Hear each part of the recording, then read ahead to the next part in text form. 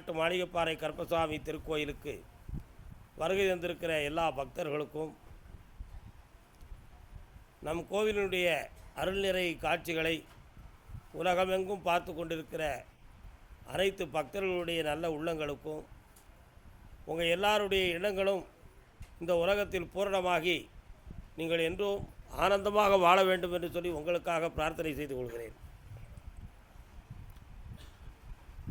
மனிதன் தன்னுடைய வாழ்வில் எதுவும் நிறைவேறவில்லை என்ற ஒரு எண்ணம் உடையவனுடைய எண்ணிக்கைக்கு அளவில்லை. நிறைவேறியவன் என்று சொன்னால் அதுக்கு சொல்வதற்கு கதைகள் உண்டே தவிர அனுபவத்தில் யாரையும் கண்டுபிடிக்க முடியவும் இல்லை.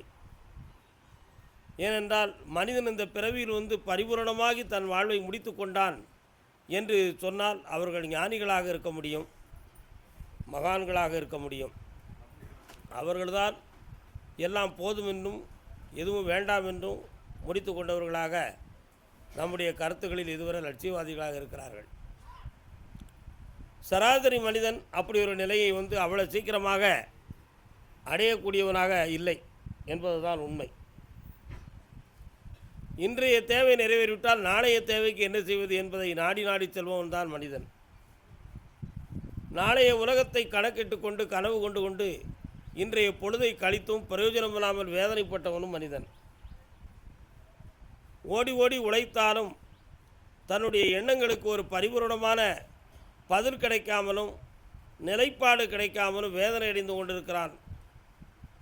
இவைகளுக்கெல்லாம் காரணம் அவனுடைய அறிவின் குறையா அல்லது விதியின் குறையா அல்லது கால சூழ்நிலைகளின் நிலையா என்பதையெல்லாம் ஆராய்ந்து பார்த்தால் அவனுடைய அறிவினுடைய குறைதான் அதுக்கு காரணம் என்று பல அறிவாளிகள் சொல்லியிருக்கிறார்கள். அறிவின் குறையை ஆன்றோர்களிடம் கேட்டு நாம் திருத்திக் கொள்ளலாம். அனுபவத்தின் குறையை குருமார்கள் வாயிலாக நம்மை நெறிப்படுத்திக் கொள்ளலாம். ஆனால் மனதின் குறையை இறைவனிடம் முறையிட்டுத்தான் அதை நாம் தீர்த்து கொள்ள முடியும். இந்த மனக்குறை என்பது மட்டும் அறிவால் உள்ள குறை தீர்ந்து போனாலும் அங்கத்தால் உள்ள குறைகள் தீர்ந்து போனாலும் மனதால் வெட்டும் குறை மட்டும் இந்த உலகத்தில் மறைந்து போன பின்பும் கூட அந்த மனது தேடி தேடி மறுபிறவி எடுக்க காத்திருக்கிறது என்பதுதான் இந்த உலகத்தினுடைய இயற்கை விதியாகும். அதனால்தான் மக்கள் தொகை கூடிக்கொண்டே போகிறது. உலகம் முழுக்க பிறப்பின் எண்ணிக்கை கூடிக்கொண்டு போகிறது. இறப்பையும் பிறப்பையும் நாம் தேடி பார்த்தால் அது புள்ளியியல் துறையில் தான் மிகவும் தெளிவாக கேட்க வேண்டும். கற்பனையாக சொன்னால் பிறப்பு அதிகம், இறப்பு குறைவு தான். இதுதான் உண்மை. ஆனால் அது துல்லியமாக நம்மால் சொல்ல முடியாது. அது நம்முடைய சப்ஜெக்டும் கிடையாது. இருப்பினும் நாம் ஒரு வார்த்தை சொல்வதற்காக அதை பேசுகிறோம். ஆனால் பிறவி அதிகமாக வந்து கொண்டே இருக்கிறதுக்கு காரணம் என்ன? ஆவல், ஆசை, பற்று. அது மூன்றுமே ஒரு வகையான தீர இயலாதது, மனிதனான தீர்க்கப்படாதது, தீர்க்க முடியாதது. ஆசையை விட்டு அகலவில்லை. ஆவல் வேண்டுமென்ற தேவையிலிருந்து விடுபட முடியவில்லை. பற்று வைத்ததிலிருந்து பிரிய முடியவில்லை. பற்று வைத்ததிலிருந்து பிரிய முடியவில்லை. பிரிய முடியாத நிலை இரண்டு. ஒன்று, பற்று வைத்தவர்களில் ஒருவர் சரியில்லை என்றால் அந்த பற்றால் பாதிக்கப்பட்டவர்களுடைய எண்ணங்கள் பாதிக்கப்படுகிறது. பற்று வைத்தவர்கள் முற்று பெறவில்லை என்றால் இரண்டு பேருமே சரியாக வாழ முடியவில்லை என்ற வேதனை அங்கே தென்படுகிறது. இப்படிப்பட்ட பற்பல சூழ்நிலைகளிலே மனிதன் சுழற்சியாக வேதனைப்பட்டு கொண்டு தான் இருக்கிறான். பற்று வைக்கக்கூடாது என்று நம்முடைய முனிவர்கள், சித்தர்கள், யோகியர்களாம் சொன்னால் அவர்கள் அடைந்த நற்சக்தியை வைத்து, ஞானத்தை வைத்து சொன்னதெல்லாம் நியாயம்தான். ஆனால் அவங்க அப்பாவும் அம்மாவும் பற்று வைத்து தான் இவர் பிறந்தாருங்கிறத மறந்தது மட்டும்தான். அதுக்கு காரணத்தை எப்படி விளக்கம் சொல்வது என்று முடியவில்லை. ஞானியர்கள் பற்று வைக்கக்கூடாது என்று சொன்னது உண்மை. பற்று வைத்தால் பிழைதான் என்று சொன்னது உண்மை. பற்றை அகற்ற வேண்டும் என்று சொன்னது அவர்கள் அனுபவப்பட்டதில் உள்ள உண்மைதான். ஆனால் அவர்களுடைய தாயும் தந்தையும் பற்று வைத்ததுனால தான் அவரே பிறந்திருக்கிறார் என்பது மட்டும் மறக்க முடியாதது. உண்மையா இல்லையா? அப்போ எதற்குமே காரணங்கள் இல்லாமல் எந்த தோற்றமும் இந்த உலகத்தில் தோன்றவில்லை. ஒன்றில்லாமல் மற்றொன்று உருவாகுமா? அப்படி உருவானதாக சரித்திரமே இல்லை. அப்படி உருவானதாக நிச்சயமாக சரித்திரம் இல்லை. ஆனால் ஒன்று காரணமாக இருக்கும், இன்னொன்று கருத்தாக இருக்கும். கருத்தும் காரணமும் ஒருமித்த பொழுது ஒரு புதிய பிறப்பாக மாறிவிடும். இதுதான் இந்த உலகத்தினுடைய சாகர இயற்கை. இந்த நிலைகளிலே பிறந்த பின்பு பலனடைவது எப்படி? பிறப்புக்கு காரணத்தை நம்ம கண்டுபிடிக்க முடியலை, முடிந்தாலும் அதை நம்மளால் தவிர்க்க முடியாமல் தான் பிறந்துட்டோம். ஆனால் பிறந்துட்டோம், அதுக்கு பின்பு நம்மளை நெறிப்படுத்துவது எப்படி? இதுதான் வாழ்க்கை. நெறிப்படுத்துவது என்பது எது? செல்வத்தை பெறுவதற்கு ஒருவன் வழியை தேடுகிறான், மகிழ்ச்சி அடைய ஒருவன் வழி தேடுகிறான், நிம்மதியாக இருந்தால் போதும் என்பதற்காக சில பேரை கழித்து விடவும் தோன்றுகிறான். நாம் நிம்மதியாக இருந்தால் போதியா, யாரும் வேண்டாம் அப்படின்னு சொல்லி உதறித்தள்ளவும் ஒருத்தன் தயாராக இருக்கிறான். உதறிய பின்பும் ஒட்டி கொண்டு இருப்பதை நினைத்து வேதனைப்பட்டு கொண்டவனும் பூவரத்தில் வளர்ந்து கொண்டு இருக்கிறான். இப்படி பற்பல சுழற்சிகளிலே மனிதன் பாடுபட்டு வேதனை அடைந்து கொண்டு இருப்பதனால்தான் ஆன்மீக உலகம் என்ன கூறியதுன்னா, நீ உள்ளமாற எப்பொழுது ஒரு பொருளை வெறுக்கின்றாயோ அப்பொழுது நீ இந்த உலகத்தில் பக்குவத்தை நாடிவிட்டாய் என்பது பொருளாகும் அப்படின்னு சொன்னாங்க. அப்போ அந்த பக்குவத்தை நாட வேண்டும் என்பதை பற்றி சொல்லுகிற பொழுது உள்ளமாற எல்லா விஷயத்தையும் வெறுத்துக்கணும். ஏன்னா எதையும் நினச்சி நடத்து இந்த உலகத்தில் நடக்க போகிறது ஒன்றும் இல்லை அப்படிங்கிற பக்குவத்துக்கு வர வேண்டும் என்பதற்காக ஒரு சொன்ன வார்த்தை. விட்டதடி ஆசை விளாம்பழத்து ஓட்டோடுன்னு சொல்லி ஒரு பாட்டு உண்டு. விளாம்பழம் என்ன செய்யணும், பழுக்கிறது வர தோட்டோடு ஒட்டிக்கிட்டு இருக்கும். பழுத்த பிறகு கூட்டுக்குள்ளே பழம் வேற ஓடு வேறன்னு இருக்கும். குலுக்கி பார்த்தா குடுகுடுன்னு சத்தம் கேட்கும். ஆனால் அந்த அந்த தோடு என்னும் கூட்டை விட்டு அது வெளியவும் வரலை, அந்த தோடோடு அது ஒட்டவும் இல்லை. தோடன்னும் கூட்டை விட்டு வெளியவும் வரலை, அந்த தோடோடு ஒட்டவும் இல்லை. ஆனால் அதுக்கு முன்னால் அது பிஞ்சாக இருக்கும் பொழுது, காயாக இருக்கும் பொழுது அது அந்த தோட்டோடு ஒட்டி கொண்டு தான் இருந்தது. ஆனால் அது நல்ல பக்குவம் அடைந்த பழத்த பிறகு அந்த ஓட்டுக்கும் அந்த பழத்துக்கும் எந்த ஒரு தொடர்பு இல்லாமல் போயிடுது. அதை மாதிரி மனிதன் தன்னுடைய மனதால் அறிவால் ஞானத்தை உணர்ந்து பற்றற்று இருந்தான் என்றால் அவன் குடும்பத்தை விட்டு வெளியவும் வர முடியாது. இந்த கலியுகத்தில் குடும்பத்தை விட்டு வெளியே வர முடியாது, ஆனால் பற்றோடு ஒட்டி போய் வாழவும் முடியாது. இந்த ரெண்டுக்கும் இடையில் அவனுடைய நிலைகளை பக்குவம் அடையப்பட்டு அவன் நிலையாக தன்னுடைய மனதை நிதானப்படுத்தி கொண்டு உயிருற்று இருப்பான்.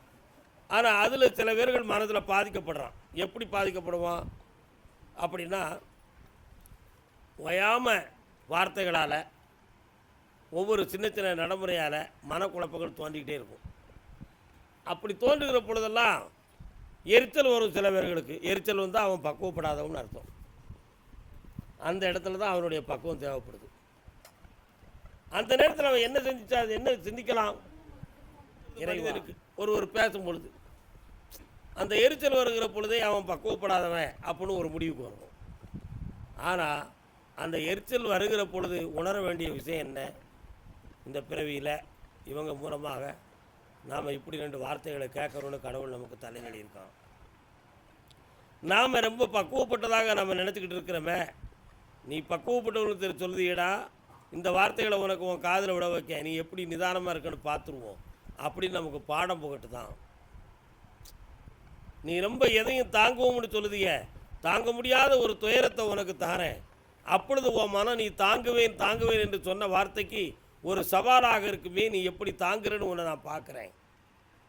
இப்படி ஒவ்வொரு விஷயத்துக்கும் நமக்கு ஒரு பயிற்சியை கொடுக்கான். தாங்குவதற்கு நமக்கு பயிற்சி, அதை பேசுறதுக்கு அவங்களுக்கு பயிற்சி. ஆக இந்த உலகமே நேச்சுரல் இஸ் ஒரு டீச்சர். இந்த உலகம் நமக்கு ஒரு கற்பிக்கும் ஆசிரியன். இந்த உலகமே ஒரு பள்ளிக்கூடம் தான். நாம் படிச்சுக்கிட்டு இருக்கோம் அப்படிங்கிற ஒரு நிலைமையை நம்ம என்ன செய்யலாம், புரிந்து கொள்ளலாம். உறவினர் மூலமாக, உற்றார்கள் மூலமாக, நண்பர்கள் மூலமாக, சந்திக்கும் யதார்த்த மனிதர்களின் மூலமாக, நம்மை பற்றி ஆங்காங்கே பொறாமையோடு கூத்தடிச்சுக்கிட்டு இருக்கக்கூடிய மனிதர்கள் மூலமாக, நம்முடைய வளர்ச்சியும் வாழ்வையும் தாங்க முடியாமல் துடிதுடித்து கொண்டிருக்கிற பொறாமைவாதிகளின் காரணமாக, இப்படி ஒவ்வொருத்தர் மூலமாகவும் நமக்கு ஒவ்வொரு இடைஞ்சல் இந்த உலகத்தில் இருந்துக்கிட்டு தான் இருக்கும். ஆனால் எதையும் தாங்கக்கூடிய மனதும் தெளிந்த அறிவும் அதை வழிநடத்தி சென்று வெற்றி அடைகிற வாகையும் தான் ஒரு மனிதனுடைய பகுத்தறிவாகும். அந்த நிலைகளுக்கு அவனுக்கு ஒரு மனப்பக்குவம் தேவை. இந்த மனப்பக்குவத்திலே மொத்தம் முக்தி அப்படின்னு சொல்லும் பொழுது அதில் ஒரு 3 விதம் இருக்குது. அக்னி மொத்தம் 3: கோபாக்கினி, காமாக்கினி, மூத்ராக்கினி. அப்படின்னு 3 விதமான அக்னி இருக்குது. அது நம்முடைய உடம்புக்குள்ளேயே இருக்குது. நம்ம உடம்புல பச்சை தண்ணீரையே நம்ம குடித்தாலும் நம்ம சிறுநீர் மட்டும் சூடான வெந்நீர் மாதிரியே தான் வரும். அப்போ இந்த நீர்நிலைகள் உடம்புக்குள்ளே இருக்கக்கூடிய நீர் சக்தி மூத்திரமாக வருகிற பொழுது ஒரு உஷ்ணம் ஏற்பட்டதே, அந்த அக்னிக்கு பேர் மூத்திரா அக்னி. கோபா அக்னி நிறைந்த மனதும் மனப்பக்குவமும் உடையக்கூடிய ஒருத்தனுக்கு குளிர்ந்த நிலையில் ஓடிக்கிட்டு இருக்கக்கூடிய சூடான அந்த இரத்தம் அது சூடாகி அந்த சினத்தில் அவன் கோபப்பட்டுருவான், அக்னி ஆயிடுவான். அப்போ அது கோபா அக்னி. காமா அக்னி, இந்த காமா அக்னி என்பது எப்படிப்பட்டதுன்னு சொன்னால், நம்ம உடம்பில் இருக்கக்கூடிய இரத்த திசுக்களை உயிரணுக்களை ஜீவேந்திரியங்களாக பிரிப்பதற்கு ஒரு வகையான விசை வெப்பம் நமக்கு தேவைப்படுது. இந்த உடம்பில் இருக்கக்கூடிய வெப்பத்தால் காமத்தை பெரிதாக கொண்டு வாழுகிற நேரம் கண்களும் கருத்துக்களும் மறைக்கிறதால அதுக்கு பேர் காமாக்கினி. ஏன்னா அது அறிவையும் கருத்தையும் அது எரித்து விட்டது. இப்படி 3 வகையான தீ, அதான் முக்தி. முக்தி என்பது இல்லை, முக்தி என்பது இக்கு தீ, அது வேற. முக்தி என்பது வேற. 3 தீ, மூத்திராக்கினி, காமாக்கினி, கோபாக்கினி. இந்த 3 தீயும் நம்மளை வழிநடத்தி கொண்டு இருக்கு. இன்னைக்கு இந்த 3 தீயவும் அறிவால் வெல்ல முடியுமா, அனுபவத்தால் வெல்ல முடியுமா, அல்லது வேற மருத்துவத்தால் வெல்ல முடியுமா? அப்படி வென்றால் மனிதனாக வாழ முடியாது. அந்த 3லையும் அவனுக்கு குழப்பம் வந்துடும். சிறுநீரில் குழப்பம் வந்தால் டயாலிசிஸ் பண்ணணும். நிறைய குழப்பம் இருக்குது. இன்றைக்கி அதுக்கெல்லாம் அற்புதமான ஒரு சில மருத்துவத்தை இறைவன் நமக்கு கொடுத்துருக்கான். தெரியுமா உங்களுக்கு? டயாலிசிஸ்க்கு முன்னாலேயே ஒரு சில மூலிகைகளை கஷாயம் போட்டு குடித்தோம்னா சிறுநீர்கள் ஒழுங்காக இயங்கக்கூடிய அளவுக்கு நம்ம நாட்டில், நம்ம பூமியில், நம்ம வீட்டு பக்கத்துலேயே மூலிகைகள் கிடக்கு. அந்த மூலிகைகளை கொண்டு அருமையாக கஷாயம் போட்டு ஒவ்வொரு நாள் காலையிலையும் ஒரு 25 மில்லி நம்ம குடித்து வந்தோம்னா கிட்னியில் இருக்கக்கூடிய யூரியா சத்து, உப்பு, சோடியம், கிரியாட்டிவ் சம்பந்தமான விஷயம்லாம் குறைஞ்சி நம்மளை பியூராக வாழ வைக்கி. அப்படி இருக்கக்கூடிய மூலிகைகளுக்கு ஒரு மூலிகையின் பெயர் பூனை மீசை செடி. அது ஒரு பூனை மீசை துளசி. அந்த பூவை பார்த்தீங்கன்னா பூனைக்கு மீசை இருக்கிறது வெண்மையாக இருக்கும். அந்த இலையை பார்த்தீங்கன்னா துளசி இலை மாதிரியே இருக்கும். அந்த இலையை கொண்டு 10 இலையை கொண்டு ஒரு கிளாஸ் தண்ணீரில் நல்லா கொதிக்க வச்சு, அரை கிளாஸ் தண்ணியாக அந்த நிறம் மாறக்கூடிய அளவுக்கு கொதித்த பிறகு அரை கிளாஸ் தண்ணியாக ஆக்கி அதை டெய்லி குடித்து வந்தோம்னா சிறுநீரில் இருக்கக்கூடிய கற்கள், சிறுநீர் இருக்கக்கூடிய கிருமிகள், இவைகள் எல்லாமே யூரினாக வெளியில் வந்துடும். ஆக இதை 10 நாள் குடித்த பிறகு நீங்கள் கிரியாட்டிவை போய் அருமையாக நீங்கள் டெஸ்ட் பண்ணி பார்த்தீங்கன்னா கிரியாட்டிவனுடைய அளவீடு குறைஞ்சிருக்கும். இப்படி ஒரு சக்தி மிகுந்த ஒரு மூலிகை இந்த உலகத்தில் கிடக்கு. அதே மாதிரி துளசி இந்த மாதிரி இருக்குது. இன்னொன்று பாருங்கள், மூக்கிரட்டை. அந்த காலத்தில் நம்ம ஆளுங்க சாரண வேறுன்னு சொல்லுவோம். சாரண வேறு கஷாயம் வாயுவுக்கு, உஷ்ண உபாதைக்கு சாரண வேறு கஷாயம். சாரண வேருக்கு அந்த சக்தி, சாரண இலைக்கு மற்றொரு பேர் மூக்கிரட்டை. அந்த மூக்கிரட்டைங்கிற அந்த கீரையை எடுத்து சமைச்சு சாப்பிட்டோம்னா கிட்னி சம்மந்தமானது, இதயம் சம்மந்தமானது, கொழுப்பு சம்மந்தமானது, இந்த மாதிரி விஷயங்கள்லாம் சீராகும். இது எதுக்கு இந்த பாதைக்குள்ளே நான் வந்துட்டேன்னா, மூத்திராக்கினி சம்மந்தமாக பேசுகிற பொழுது அதில் அந்த சிறுநீரகத்தில் ஏற்படக்கூடிய பிரச்சனைக்கு இப்படி ரிலீஃப் இருக்குது அப்படிங்கிற சொல்கிறேன். பகவத்கீதையில் கூட கிருஷ்ணர் சொல்கிறார், மன்னரும் நானே மக்களும் நானே மரம் செடி கொடி அனைத்தும் நானே. அந்த வார்த்தையை புரிஞ்சு பாருங்கள். மரம் செடி கொடி, எத்தனையோ மரங்கள் வாழ்க்கையில். தொட்டிலுக்கு ஒரு மரம், கட்டிலுக்கு ஒரு மரம், விறகுக்கு ஒரு மரம், மனிதனை கடைசியில் சுட்டி எரிக்கிறதுக்கும் மரம் தான். யோசித்து பாருங்கள். மரம் செஞ்ச தியாகத்தை இந்த உலகத்தில் மனுஷன் கூட செஞ்சது கிடையாது, இல்லையா? மரம் செஞ்சு அது உயிரோடு இருந்தால் கொடுமையான நிழல் அடிக்கும். நாம் அந்த மரத்துக்கு நிற்போம், அந்த வெயில் அந்த மரத்தில் போடுவோம், அந்த வெயில் அந்த மரம் தாங்கிக்கிட்டு நமக்கு நிழலை தரும். உண்மையா இல்லையா? அப்போ அந்த மரத்தின் தியாகத்துக்கு மனிதன் ஈடு கிடையாது. அதே மரத்தை அவன் தெரியாமல் வெட்டியும் செய்வான், வெட்டி விறகாகவும் ஆக்கிடுவான். அது மனிதனுக்கு ஈடு யாரும் கிடையாது. அப்போ மரங்களை வெட்டாதுன்னு சொல்லி ஒரு தத்துவத்தை கொண்டு வந்தாங்களே, அது நியாயம் தானே? மரங்களை காப்போம், மழைநீரை சேர்ப்போம், இதெல்லாம் நமக்கு சொன்னதெல்லாம் உண்மையானது. ஆனால் நம்ம அதை ஏற்கிறது இல்லை. அதெல்லாம் ஒரு பக்கம் இருந்தாலும் மரத்துக்கு இருந்த ஒரு தியாகத்தன்மை மனிதனுக்கு இல்லை. ஆனால் அந்த மரம் எப்படி மழையவும் வெயிலவும் தாங்கி மனிதனுக்கு பயனளித்ததோ அந்த பயனுடையவாக நானே இருக்கிறேன், அந்த பயனுடைய ஆற்றலாக நான் இருக்கேன்னு கிருஷ்ணர் சொன்னார். அதுதான் மன்னரும் நான், மனிதனாக இருப்பவனும் நான் தான், மரமும் நான். அடுத்து சொல்லலாம் செடிகளும் நான். இப்போ நான் சொன்னேன் பூனை மீசை செடி, இதை மாதிரி எத்தனையோ எண்ணற்ற ஆயிரக்கணக்கான மூலிகைகள் மருந்தாக இருந்து மனிதனை காப்பாற்றிக்கிட்டு இருக்கு. அப்போ அந்த மருத்துவ சக்தியாக இருப்பவன் கிருஷ்ணன். அதான் மன்னன் செடியும் நான், கொடியும் நான், சீந்தில் கொடி. புரியுதா? முடக்கத்தான் கொடி. முடக்கத்தான் மனிதனுக்கு வாத நீர் வந்து உடம்பெல்லாம் வீங்கிக்கிடும், அங்கங்கே வலி எடுக்கும். முடக்கத்தான் கொடியில் இருக்கக்கூடிய கீரையை கொண்டு வந்து நல்ல சிறு வெங்காயம் போட்டு சீரகம் போட்டு நல்லா கொதிக்க வச்சு 2 நாளைக்கு ஒருக்க கஷாயம் குடிச்சிக்கிட்டே இருந்தால் மலத்தாலும் யூரினாலும் அந்த வாத நீர் பூரா போயிடும். அப்போ மன்னரும் நான், மரம் செடி கொடி அனைத்துமே நான் அப்படின்ற சொன்ன வார்த்தையை கொஞ்சம் உணர்ந்து பார்த்தீங்கன்னா அதில் இருக்கக்கூடிய உயிர் காக்கும் மருத்துவ சக்தி தான் இறைவன் என்பதை பகவத்கீதை நமக்கு சொன்னதாகத்தான் நம்ம புரியணும். இதான் அதில் உள்ள உண்மை. அப்போ இது வந்து மூத்திராக்கினி சம்பந்தமாக இந்த மருத்துவம் பூரா வருது. கோபாக்கினி, கோபாக்கினியை அணைக்கிறதுக்கு எங்கே இருந்து மருந்து இருக்குது? உலகத்தில் வெளியில் வைத்தியனே கிடையாது. அதுக்கு வெளியில் வைத்தியனே கண்டிப்பாக கிடையாது. வைத்தியம் எங்கே இருக்கான் தெரியுமா? உள்ளே தான் இருக்கான். அதுக்கு வைத்தியம் நமக்கு உள்ளே தான் இருக்கான். அவன் யார்? அவன் தான் மனுஷனுடைய மனம். அந்த மனதை கடவுள் பால் செலுத்தி உள்ளத்தை அமைதிப்படுத்தி தியானமாக உட்கார்ந்துட்டோம்னா தன்னை அறியாமல் உள்ளுணர்ந்து பார்க்க பார்க்க கோபம் தன்னை அறியாமல் இணைஞ்சிக்கும், தணிந்து கொண்டே இருக்கும். இந்த கோபாக்கினி அணைந்து போயிடும். அந்த கோபாக்கினி அணைய அணைய ஆத்மா என்னும் பரஞ்சோதி என்னும் ஒரு சக்தி பரிபூர்ணமாக இணைந்து நிற்கும். அப்போ மனம் தெளிவாகும், அறிவு தெளிவாகும், எதிலும் உணர்ச்சி வசப்படக்கூடிய தன்மையில் மாற்றம் ஏற்படும், உள்ளுணர்ந்து பார்க்கக்கூடிய மன யூகத்தன்மை கிடைக்கும். அப்பொழுது பிறப்பது தான் ஞானம். கோபப்படுறவனுக்கும் கேடு, யார் மேலே கோபப்படுறோமோ அவனுக்கும் கேடு. கோபப்படுறவனுக்கு ரத்தத்துக்கு பிரச்சனை வந்துடும், ப்ரெஷர் வந்துடும். இன்னொருத்த மேலே கோபப்பட்டால் அவனை இவன் அடிப்பான், அதில் பிரச்சனை வந்துடும். ஆக சட்டப்படியும் பிரச்சனை, சமுதாயப்படியும் பிரச்சனை. உண்மையா இல்லையா? அப்போ கோபத்தை அடக்கு. கோபத்தை விட முடியாது, அடக்கத்தான் முடியும். அப்போ அதுக்கு வந்து தியானம் தேவை. யார் விட முடியும்? பக்குவப்பட்டோம்னா எஸ், இது நம்ம பட வேண்டிய விதி. கோபப்படக்கூடாது, ஓடு ஓடு ஓடு ஓடு, அவ்வளோதான். அப்படி மனசை நிதானத்துக்கு கொண்டு வந்துடலாம். இந்த நிதானம் கிடைச்சாச்சுன்னா அந்த உலகத்தை ஈஸியாக சமாளிச்சிடலாம். ஆனால் அந்த ஈஸியாக சமாளித்த பிறகு நமக்கு என்ன பலன் கிடைக்க போகுதுங்கிறத நினச்சிங்கன்னா தான், ஒன்று அவன் ஈஸியாக சமாளித்தான் அப்படின்னு சொன்னால் ஒரு நிம்மதி கிடைக்கும். அப்படி சமாளிச்சுக்கிட்டு அவன் இறைவன் பால் தன் மனதை திருப்பினாம்னா ஒரு அபூர்வ சக்தி கிடைக்கும். அந்த சக்தி கிடைத்தால் அவன் இந்த உலகத்தார் வணங்கக்கூடிய தகுதியுடையவனாக அவன் மாறிடுவான். அப்படி அந்த சக்தி கிடைக்காம கோபத்தை மட்டுமே விட்டுட்டு இருந்தாம்னா அவன் ஒரு பக்குவப்பட்ட மனிதன் என்ற ஒரு பெயரை எடுப்பான். இந்த ரெண்டும் நிச்சயமாக அவனுக்கு கிடைக்கும். அதுக்கு நம்ம மனத்தை கொஞ்சம் பக்குவப்படுத்தி நம்ம கொண்டு வரணும்.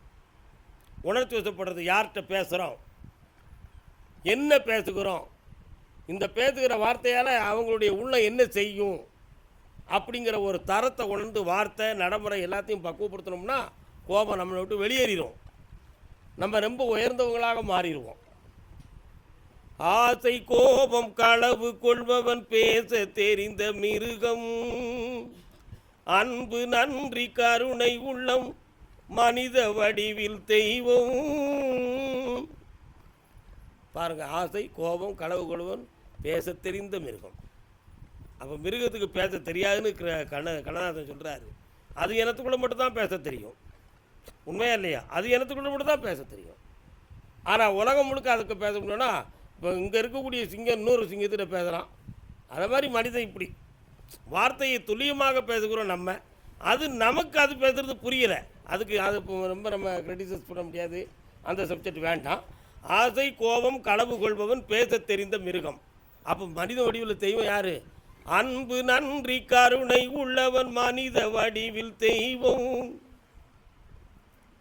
மிருகம் என்பது கள்ள மனம், இதில் தெய்வம் என்பது பிள்ளை மனம். பிள்ளைக்கு யார் நல்லவன் கிட்டவனு தெரியுமா? எடுப்பார் கைப்பிள்ளை, தடுப்பார் யார்? முடியுமா? குழந்தைக்கு யாரை பார்த்தாலும் சிரிக்கும்.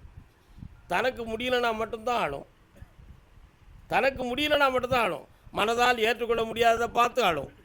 தன் உணர்வால் ஏற்றுக்கொள்ள முடியாததை பற்றி அழும். ஆனால் யாரை பார்த்தாலும் சிரிக்கும், பகை இல்லை அதுக்கு. அதே மாதிரி தான் மனிதன், பூரணமான மனிதனுக்கு யாருக்கும் பகை இல்லை. அவன் எல்லாருக்கும் சொந்தம், அவன் எல்லாருக்கும் பரந்த நிலையுடையவன். அவன் தான் ஞானி, அவன் தான் பக்குவப்பட்டவன். புரியுதா? குழந்தை வளர வளர என்ன செய்யுது? ஆசை கோபமெல்லாம் சேர்ந்தே வளருது. ஏன்? அது ஜீனில் இருக்குல்ல, இருக்கா இல்லையா? அதெல்லாம் சேர்ந்து வளர வளர வளர அப்படி பொறாமை, தாப்பனுடைய புத்தி, தாத்தாவுடைய புத்தி, இப்படி ஒவ்வொன்றா சேர்ந்து அந்த ஜீனில் ரெக்கார்டு இருந்து இருந்து மரபு அணுக்கள் மூலமாக வளர்ந்து கடைசியில் ஒருத்தன் கொடுமைக்கார பேராகவும் மாறலாம், குலகாரனாக மாறலாம், நல்லவனாக மாறலாம், ஞானியாக மாறலாம், பக்குவப்பட்டவனாக மாறலாம், மருத்துவராக மாறலாம். ஆனால் அத்தனையுமே இந்த குழந்தை சக்தியை மறந்து இருக்குது, அந்த குழந்தைங்கிற சக்தி. ஆனால் வளருகிற பொழுது தான், வளருடைய தன்மையை வச்சு தான் அதனுடைய உயர்வும் தாழ்வும் நமக்கு கிடைக்கும். புரியுதா நான் சொல்கிறது? அப்போ இந்த விஷயத்தை நீங்கள் பாருங்கள், குழந்தை தெய்வமாக தான் இருக்குது. ஆனால் வளர்ப்பதிலும் வளர்ந்து கொண்டு இருப்பதிலும் தான் ஒரு கேடான புத்தியும் நல்ல புத்தியும் அதில் சேர்ந்து வருகிறது. எந்த குழந்தையும் நல்ல குழந்தை தான் மண்ணில் பிறக்கையிலே, அது நல்லவராவதும் தீயவராவதும் அன்னை வளர்ப்பதிலே, அன்னை வளர்ப்பதிலே. நம்ம நினைக்கிறோம் சினிமா பாட்டுன்னு நினைக்கிறோம் ஐயா. ஆனால் எவ்வளோ பெரிய மனிதனை வாழ வைப்பதற்கு வளர்க்கிறதுக்கு எவ்வளோ பெரிய கருத்துக்களெல்லாம் எவ்வளோ அருமையான பாட்டுகளில் சொல்லி நம்மளை புரிய வச்சுருக்காங்க பார்த்தீங்களா? இதெல்லாம் இந்த உலகத்தில் நம்மளாம் உணர்ந்து பார்க்க வேண்டிய விஷயம். சினிமா பாட்டு தானே தள்ளிட்டு போகக்கூடாது. அந்த பாட்டுக்குள்ளே பாட்டை எழுதியவன் கவிஞன். ஒரு கவிஞன் எழுதுறத ஒரு பெரிய கோடீஸ்வரன் எழுத முடியாது சார். முடியுமா? அந்த கவிஞன் அந்த பாட்டை 200 ரூபாய்க்கு எழுதியிருப்பான். ஆனால் 200 கோடி இருக்கக்கூடிய ஒரு அதிகாரியான ஒரு பெரிய மனிதனால் அந்த கவிதையை படைக்க முடியாது.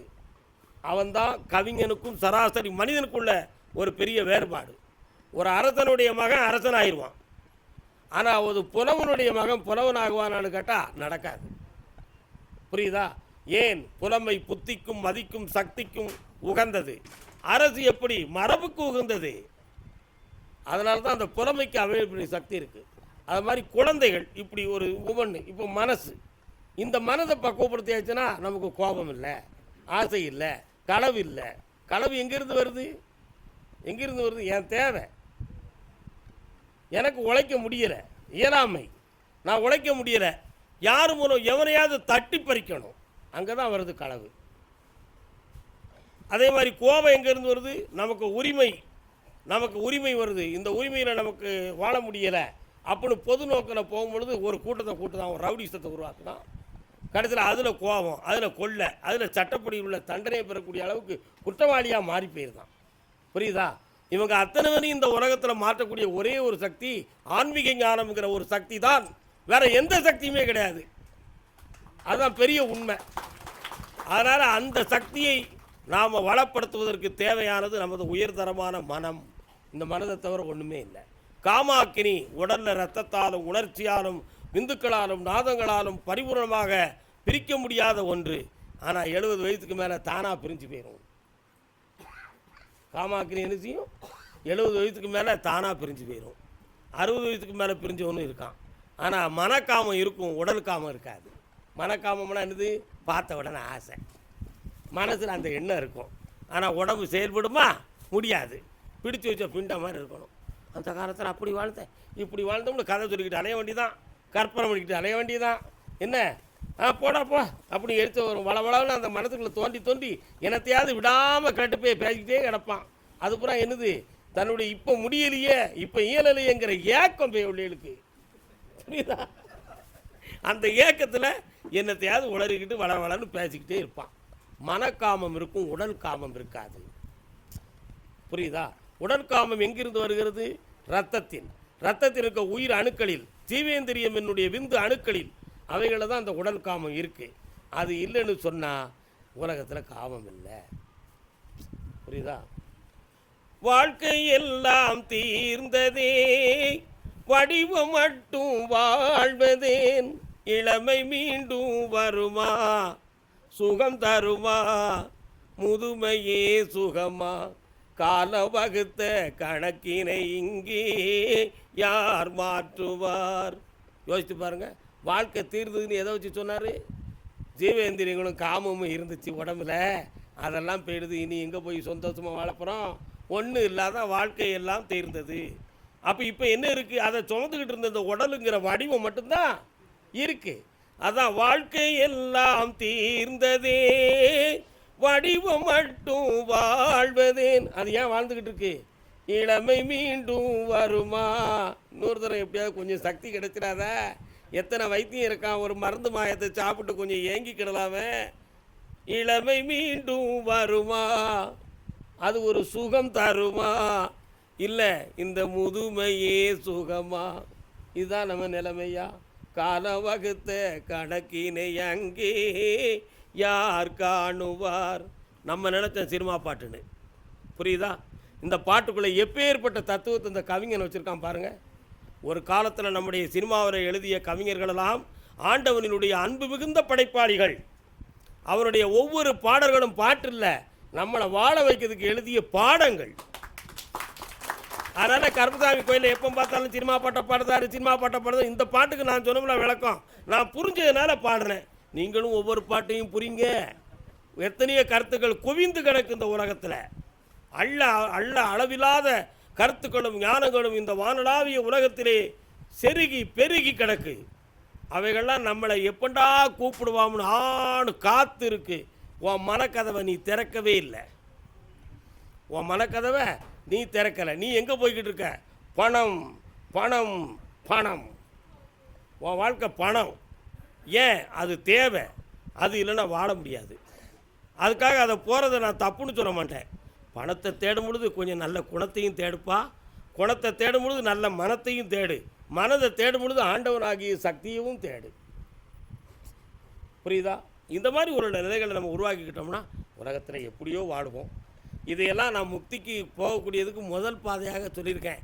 இதை அடுத்த ஒவ்வொரு சொற்பொழிவிலும் நம்ம பேசும் பொழுது இதையெல்லாம் கடந்து போய் கடைசியில் ஒரு தங்கமாக மாறுவோம். எப்படி செம்பு தங்கமாக மாறும் தெரியுமா? செம்பை நல்லா சுத்திகரிக்க சுத்த செம்பாக ஆயிரும். அதைத்தான் 24 கேரட்டில் போய் சேர்த்து அருமையாக நெருப்பில் போட்டு வாட்டி நமக்கு அணிகலனாக வருது. எப்படி செம்பு தங்கத்தோடு சேர்ந்து உலகத்துக்கு அணிகலனாக மாறியதோ அதுபோல் நம்முடைய மனம், சாதாரண மனம் பக்குவமடைந்து இறைவனும் ஒரு சக்திக்குள்ளே இணைந்து மனிதனும் தெய்வமாகலாம் என்னும் ஒரு மாபெரும் புகழை இந்த உலகத்தில் நிலைநாட்டுவோம். மனதை காப்போம். மாசில்லாத மனதில் இறைவனை வரவைத்து ஈசனே குடியிருக்கும் இடமாக வாழ்வோம். வாழ்க. அரோகரா.